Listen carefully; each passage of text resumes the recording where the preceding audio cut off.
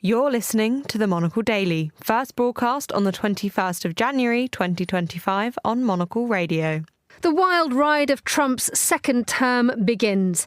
Germany tells its refugees to get to work or lose your benefits. And why should governments pay for culture? I'm Emma Nelson, and the Monocle Daily starts now.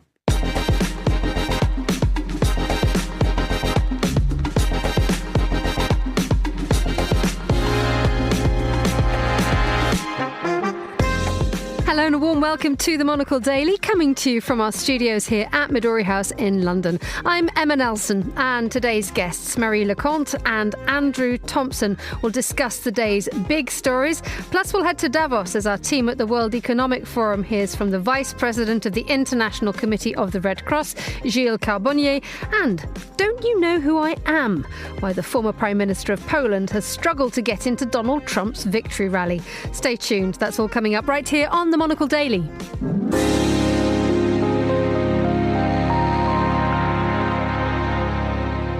Welcome. Recovering from 24 hours of Trump inauguration fun, Marie Leconte and Andrew Thompson. Welcome. How are you? I'm very well. I'm just back from a holiday in South America, so I'm feeling quite laid back. When did you arrive back? About 3 days ago. Okay, so there has been enough time for you to dive into the Trump inauguration. Oh yes, and it's out there in Latin America in tons of it anyway. I bet. What was the feeling like as you were there? That everybody's running towards a cliff very fast. Well, it's kind of quite polarised. There is a group that supports the Argentine president, who, as you know, is a Trump supporter. And there's quite a polarised anti-group, anti what they see as populism and the far right. But it certainly has got everybody on edge. Yes. Absolutely. You had a wonderful 24 hours yesterday, Marie Leconte, by not following the inauguration. Probably the sanest person left in the Western world. No, it was delightful. I managed to kind of blitz through all of my work in the morning, and then I left and I had lunch and I went to a gallery, and then I met a friend for cocktails, and then we went to a Polish restaurant and had pierogi. And even in the evening before going to bed, for probably the first time in about 20 years, I did not check my phone. I did not check the news. At what time did you decide to engage back into the maelstrom? This morning at 9 a.m. With a very slight hangover, and I will say it did not necessarily help. Looking through all the executive orders and kind of... it wasn't. I think that's the price I had to pay for my lovely day yesterday, just a really harrowing morning. It's not much fun, is it? But then it does give the age-old argument of the appointment of you television bulletin, that if you had a bit of wisdom and actually wanted to have a life, you wouldn't follow it as it went online, because you would just, I don't think you'd ever escape.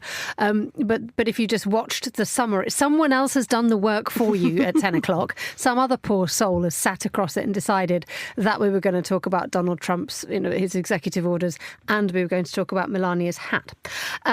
Let's talk about those who were there yesterday, because arguably his inauguration defied quite a few traditions. For starters, it was absolutely perishing cold, so everything happened indoors. The front row seats weren't reserved for the great and good of the political world, but for tech giants. One wonders what the insurance policy was like to get all those CEOs in one room. But also, if you were connected to government and you were a right-wing populist, then there was a slightly higher chance of you getting a spot with your name on it in the rotunda. Andrew, you mentioned Xavier Millet. He was very happy to be there yesterday, wasn't he? Big smiles. Extremely happy, and on the visit as hooked up with a lot of those tech giants and other companies. So it was a good outing for him. Contrast, perhaps, with Brazil's former far-right president, Jair Bolsonaro, who desperately wanted to go, but was not allowed to because the court system has his passport. As a result of him being investigated for various corruption charges and anti-democratic behaviour during his presidency from 2019 to 23. So he didn't go there, but he sent his very telegenic wife instead. And according to some reports, he saw her off at the airport and was crying out of fury at being denied. Poor man. Cinderella, you shall not go to the ball. And let's talk about Xavier Millet, given the fact that when you look at, dare we say that Argentina is not one of the absolute top-tier countries of this world? So the fact that apologies if you're listening and you're Argentinian, but, good for your Xavier Milei for finding yourself actually at the top table yesterday. Was this is a question of Argentina really punching above its weight because of its populist tendencies?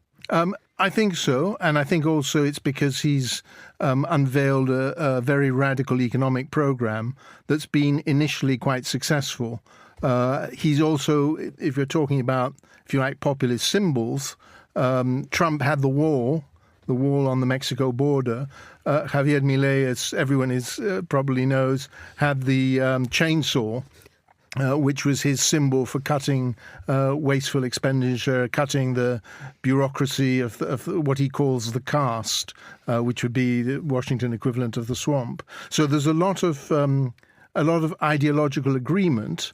However, and this may turn out to be a bit of a theme, there are some points of disagreement that could become significant. Milei wants to reduce tariffs. He wants a free trade agreement with the United States. And his great mate, Trump, is talking about slapping 25% tariffs on Canadian, Mexican goods, maybe even higher on other Latin American goods.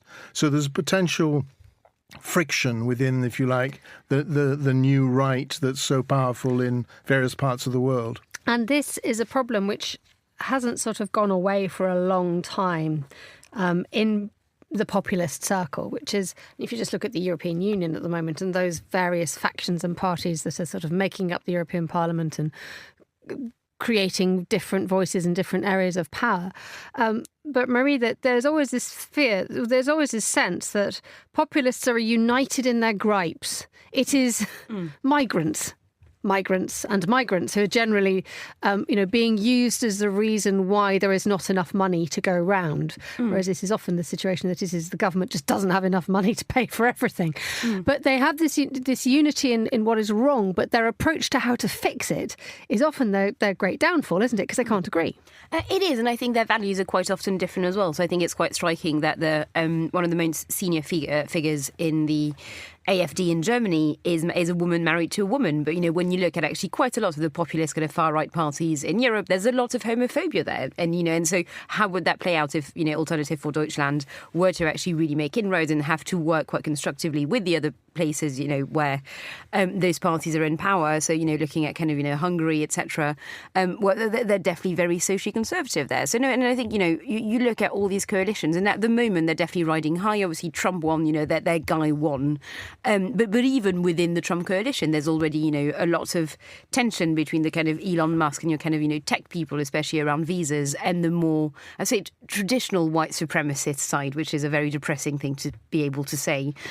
So I would not be surprised if, we were to see lots of kind of small explosions over the next year, even, both at the kind of global stage, but also even within the US, within the kind of Trumpian coalition in DC. Staying with Europe for a minute, though, we look at the figure of Giorgia Meloni. She was on the guest list. She was coming in. We'll hear about someone who was on the guest list but struggled in a bit.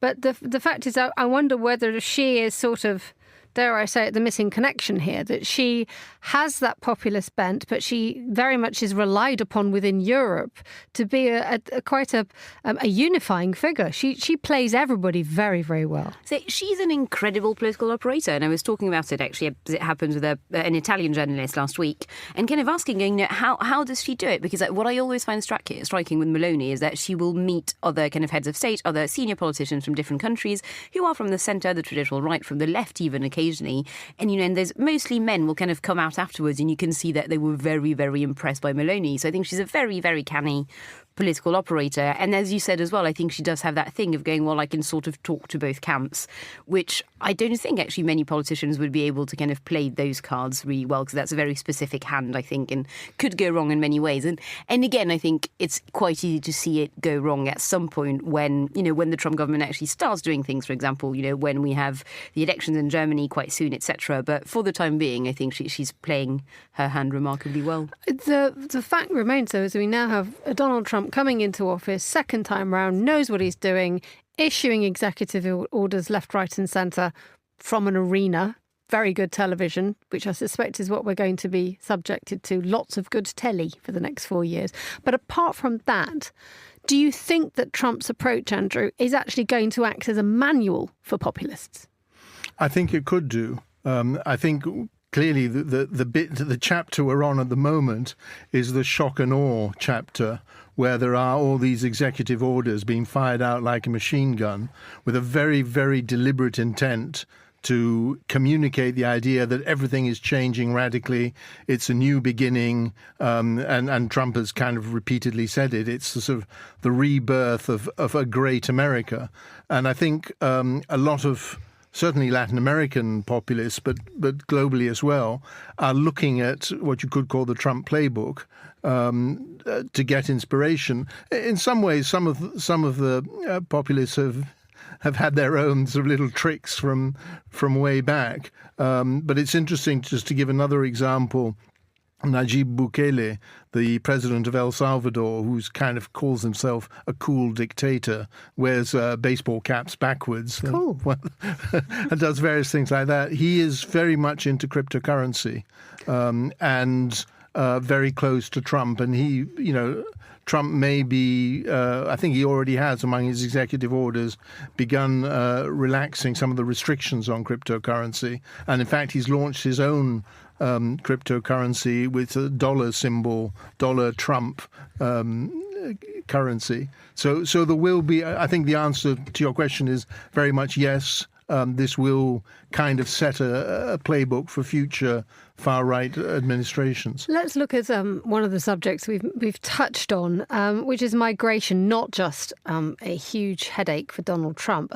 I think we can arguably say that a large slice of leaders around the globe are struggling with migration, not least because whether it's an actual real problem or not, it's become a big issue for the electorate. And we can look at the German city of Essen now. It has said that it wants to make the recipients of welfare and asylum seekers carry out community service or risk losing their benefits. And this is an idea. We have a snap general election on the 23rd of February.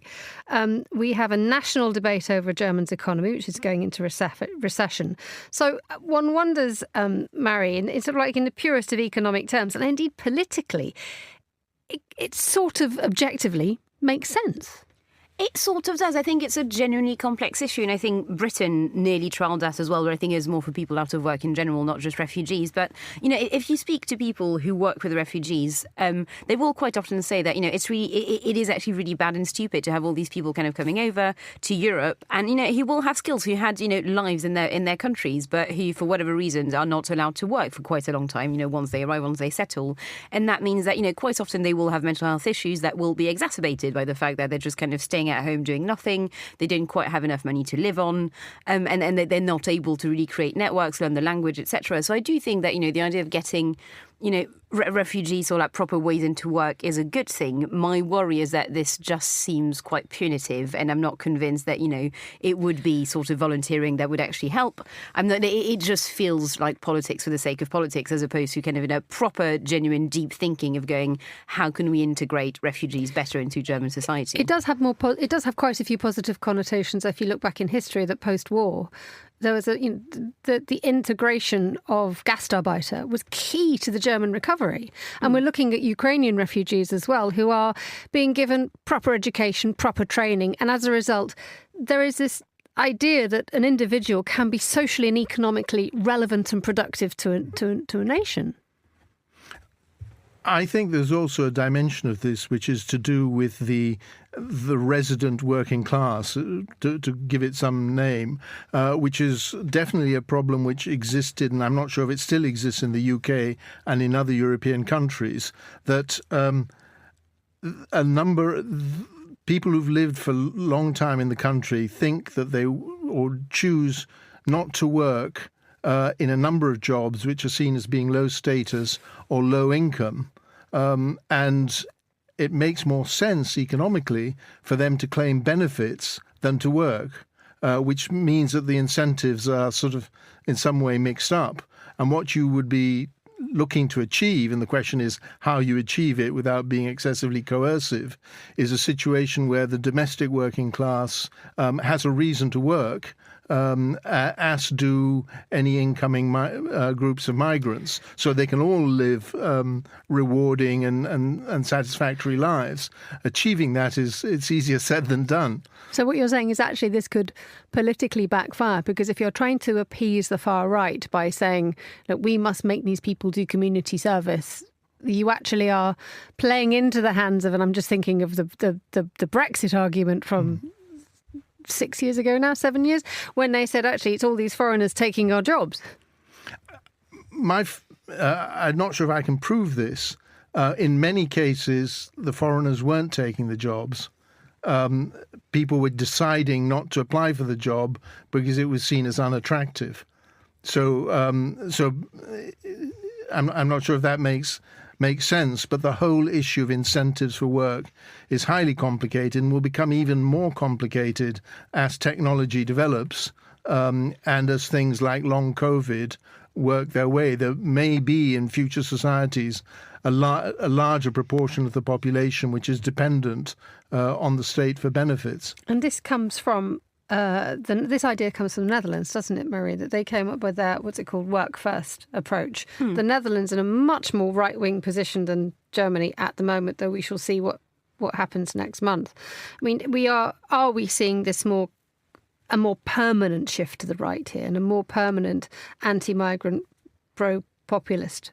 So I worry that we are. But another thing I worry about, and that's, I think, true of Europe, that's true of the US, that's true of many other countries, is that, you do kind of have this populist right, which is very anti-migrant. But one of the problems is that, the kind of, the centrist and kind of left-wing, centre-left parties, even though they are sort of technically, in hushed voices pro-migration, or at the very least kind of neutral on the question, never get stuck in this sort of, vicious cycle where essentially they worry that they will lose votes by arguing in favour of immigration and the presence of immigrants. But because they don't make the case, then, the Overton window keeps shifting and people become more and more anti-migration, and then on it goes. And I think that's kind of what we're seeing, that definitely what we've been seeing in France for quite a long time. I think you're seeing it in Britain. I think you are seeing it across Europe, of they're not making the case because they're worried about the electoral repercussions. But as a result, they still suffer from the electoral repercussions, if that makes sense. So, no, I'm afraid I don't really have good news, I think, on this. I think it's about to get worse and worse. But let's focus on France a little bit, because France is doing something well. And I turn to you, Marie, because you're French. A bit French. How much French? I'm born and bred in France. Excellent. French. Yeah. So last week, the UK government announced an enormous boost of £60 million, that's around 70 million euros, to help with the creative industries. Now, these sectors are arguably an absolute lifeline for any country's economy. They're, here in the UK, for example, the arts are worth more than life sciences, aerospace, automotive industry combined. This critical sector is in crisis because core funding has dropped by almost a fifth between 2009 and 2023. Marie, when you see this, in inverted commas, boost for the world of culture here in the United Kingdom, and then you just hop over the channel to France, where there's a completely different attitude there, isn't there? There is, and it feels like 60 million just feels like a raindrop in the ocean. If you actually talk to people working in the arts industries, in Britain, a lot of sectors are really, really struggling. A lot of people are not finding jobs. A lot of places are closing down, etc. So I'm not, and I'm not saying 60 million is not good. I'm just saying it's clearly not enough. But no, I think in France there's more of a, and you could even see it quite cynically, I suspect, a sense that actually France as a brand, needs the arts, needs the music and the culture, etc. And it's such an important part of the country, and that's probably why you deserve to spend money on it. And it's not a woolly sort of happy clappy kumbaya, like, oh no, don't we love the arts? I think it's actually quite a hard-nosed thing of going, this is the image that people have of France, this is why people like us, this is why we're such an attractive country, we get so many tourists, etc. And this is all very good for the economy, so this is why we're actually spending quite a lot of money and capital on the arts. And I think that's something that, for reasons I still don't fully get, even as a long-term immigrant, in Britain, that there's no realisation that, it is such a big part of, both the economy but also just the soft power of Britain. I think, I guess I'm quite a good example. I moved here partly because British culture was something that I found fascinating from the outside. And I think that, what was it? I mean, from the outside, what was it that just thought you made London your destination, everything. Like Paddington? No, for me, I think it was just the world capital of mostly music. I was, big guitar music, so like bands, I felt like every cool band in the world was in London. Fashion as well. I was very into fashion. It felt, Vivienne Westwood and all the big designers.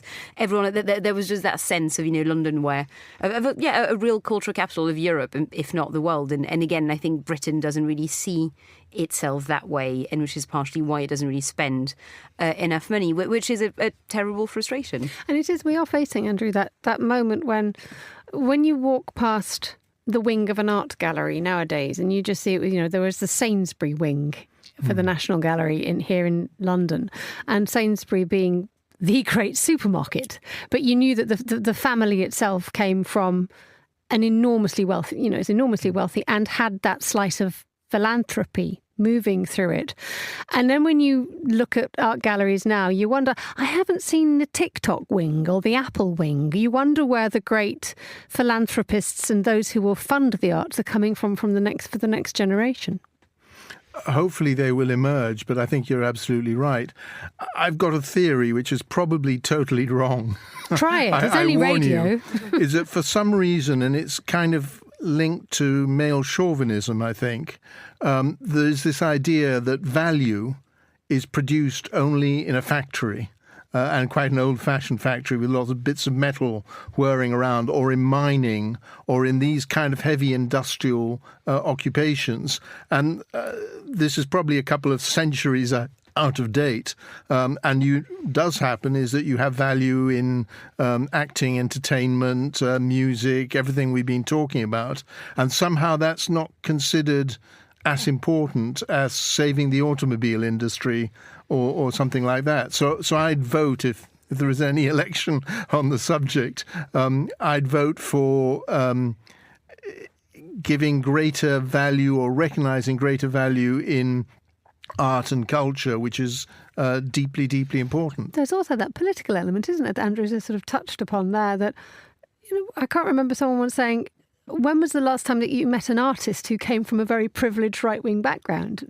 An awful lot of the world's finest artists don't come from privilege, don't come from wealthy families. And it is up to the great patrons, or indeed the state in certain cases, to actually allow them to express themselves. And that's exactly the problem, now. I don't actually have the figures in my head, but if you look at the number of working class, or even just, state-educated people who are working, in quite high up in the arts industries in Britain, they're risible, and they've gone down massively as well. Like the arts industries have become a kind of plaything for posh kids now, which is incredibly depressing. I'd recommend the Campaign for the Arts does brilliant work on this, and they've really highlighted the fact that these are not industries that are open to people anymore, because there are no grants anymore. There are no, university is very expensive, housing is obviously very expensive, but there's no real way to make money. So actually the art we're creating is being created by posh people, which, nothing wrong with being posh, but I feel like we need a more diverse field of kind of artists, creators, painters, etc. if we actually want to have an exciting time. Finally, on this discussion, a lesson now for anyone who assumes that they are famous. Among the right circles, the former Polish Prime Minister Mateusz Morawiecki is a well-known populist figure and driver of some of his country's most problematic policies. If, however, you were working as a security guard on the gate of Donald Trump's victory rally yesterday, then you were nobody. Mr. Morawiecki was only allowed in after showing them his Wikipedia page. Mr. Morawiecki naturally denies any of this happened. This has happened to you, hasn't it, Marie? You're not the former Prime Minister of Poland, though. No, that's what I want you to think. Last time we checked your Wikipedia page. No, so I actually have, weirdly, two relevant anecdotes. The first one is last year I was going to a bar in New York with friends. I did not bring my ID because I'd forgotten that you have to bring your ID in New York if you want to go to a bar.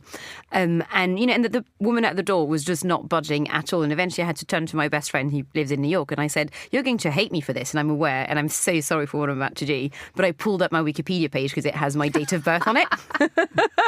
And yeah, she didn't really talk to me for a while. And so there was that. And then once back when I was a smoker a few years ago, I was trying to buy cigarettes and got ID'd. Didn't have my ID. And obviously, cigarettes quite Moorish. You get quite cranky if you run out of them. But luckily, I had a column in a national newspaper that day. So I went to get the paper and got it out. And luckily, there was a byline picture. So I put the picture next to my face. And I went, would a 17-year-old have a column in a paper? So I got my cigarettes. Excellent. Smoking and drinking through Wikipedia. I think it's amazing, actually, that they went for Wikipedia because, frankly... So who edits Wikipedia? Who does the fact-checking and the controlling last time I checked? The users do. So you can have a dodgy Wikipedia entry, slightly doctored, made to look good or better than it really is. And that idea that there is a natural presumption by Mr. Morawiecki that people would know who he was. I mean, bless him. This is Trump's inaugural rally. You know what the ultimate direction this may go in? That in future we have chips implanted in our forehead or something. Well, the populace won't like that. Will automatically read your background. Where would you put the chip? On the forehead. On I the think. forehead? How Yes. about you, Mary? Where are we putting the chip? I think I quite like the idea of putting it on my finger so you can sort of tap Tap in. with a light touch. Yeah. Imagine if you put it on your nose or something. You might have somewhere else, on your knee. It reminded me of this marvellous moment that happened to George Michael once upon a time. He was actually refused entry to his own concert. And what was even lovelier is that someone filmed it. And I think we actually have a little clip from a security guard leaning into the window of Mr. Michael's car with this response. Sorry, I know him a mile away, and that is not George Michael. That's fantastic. Isn't that fantastic? Before you go, I want to see some ID. Wait for someone. Right. Ronnie. Go away. Well, you're not coming in. Okay. You're not coming in, Ronnie. I love that. I know him a mile away, and that's not George Michael. Yeah, and I'm not sure what you say to that, really, as George Michael. Well, I am George Michael. I mean, George Michael looked a bit like George Michael. Admittedly, he had the hat and glasses on, but George Michael had a lot of hat and glasses. I think it's testament to the fact that we could actually sort of like forgive anybody for not letting Mr. Morawiecki into his own gig. Thank you so much to Marie Leconte and Andrew Thompson for joining me in the studio. Now, finally on today's programme, global leaders, CEOs and the heads of NGOs are all gathered this week in Davos. The event, the World Economic Forum, convenes more than 3,000 participants, urging on the critical need for dialogue. But how do we promote cooperation at a time of division? And what does this mean for the world's most vulnerable? Well, Gilles Carbonnier is the Vice President of the International Committee of the Red Cross and an economist. His work focuses on providing humanitarian support to those in need and ensuring states uphold the Geneva Convention. Well, Monocle's senior foreign correspondent Carlotta Rebello sat down with Gilles earlier in our pop-up studio in Davos to find out more about the challenges faced by humanitarian workers. And Carlotta began by asking him what would make this year a WEF successful edition of the annual meeting. Well, for me, as the Vice President of the International Committee of the Red Cross, of course, it's an opportunity to meet with both government and corporate leaders and to engage them on humanitarian priorities and on international humanitarian law. And what I have done so far is to participate in conversation on very fast advances in technology, especially artificial intelligence, and how this is changing warfare, the means and methods of warfare. And we, the ICRC, as the guardian and promoter of international humanitarian law, we want to make sure that states take the appropriate steps to frame and regulate these developments, and that companies are aware and contribute to make sure that these developments do not result in violations of the Geneva Conventions or international humanitarian law. They do not harm civilians, children, etc. in armed conflict, but to the contrary, that it contributes to greater respect for international humanitarian law. And then the other side is to see how we, as a humanitarian organization, can use some of these advances, some of these technologies, to be more efficient, more effective, and have more humanitarian impact when we try to, provide assistance and protection. The issue of the impact of technology in modern warfare is fascinating. And I'm curious to hear from your perspective about the gray zones, if we can call it that way. Are we in a situation where some of this technology is not necessarily seen as not following the Geneva Convention and breaking international law, but is also not appropriate? So I'm basically really curious about that gray zone and how nations or militias manage to get away with using it. Yeah, you're right. I mean, typically we have a lot of these new technologies that can be dual use. They can be put to, for the greater good, put to use in medical appliances or, better essential services to the population. At the same time, they can also be put to use with nefarious objectives in mind. And I think that's where we have to make sure that we take preventive steps with states, especially, and also engaging the main actors, especially technology labs and firms, in order to anticipate and take measures to avert the worst from happening. And if you take the example of autonomous weapons, as a case in point, we see that there is a risk of having these autonomous weapons having unpredictable behavior, because as they keep learning, they can suddenly start to take decisions with regard to targeting, with regards to attacks that have not even been imagined or planned for by humans in the first place. And for us, it is key to maintain accountability, predictability in these weapons, and also an element of human control, which is key also when it comes to life and death decisions. And well, human control is key, but sometimes it can also be the cause, and most times it is the cause. And I'm curious about, we know that neutrality is key to humanitarian work, and we live in an ever more polarized world, and where everyone is taking a side. With everything you've been hearing and with all of your work and the people you've been speaking to, can organizations maintain neutrality? Can states maintain neutrality? How are we continuing to be neutral in humanitarian work when we are in such a divisive world? You're touching on a critical issue and a very important point. For the Red Cross, for us, we have foundational principles of humanity, impartiality, neutrality, and independence. And neutrality, especially for the International Committee of the Red Cross, is key, because it's the only way we can then maintain and speak to all the parties to armed conflict and to offer life-saving services as a neutral intermediary between the warring parties. And for that, our favored modus operandi is confidential dialogue directly with each and every parties to the conflict. And we do understand that in a highly polarized environment, some people may wonder how come we maintain a dialogue, we maintain engaging with certain parties to armed conflict. But this is our role, this is our mandate under the Geneva Conventions, and it is absolutely key that states, as well as other stakeholders, work with us to preserve that neutral space for us to be able to offer humanitarian services and to save lives and to be a neutral intermediary when need be.